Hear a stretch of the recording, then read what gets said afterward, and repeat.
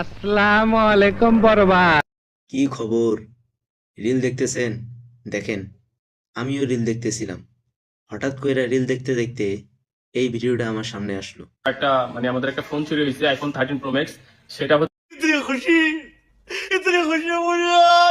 দাঁড়া ভাই দাঁড়া, এত খুশি হওয়ার কোনো কারণ নাই। বাজে চিন্তা ভাবনা বাদ দিয়া একটু ভালো চিন্তা ভাবনা কর। তো আমার ভিডিওর বিষয় এটা না, ভিডিওটা যে বিষয়ে করতেছি আর কি। কমেন্ট বক্সে ঢুকলাম, ঢুকার পর দেখি, আপনারাই দেখেন এগুলো কি। আমরা যদি কাউকে দেখা পাই তাহলে বলি, ভাই কি অবস্থা, আল্লাহ পাক কেমন রাখছেন।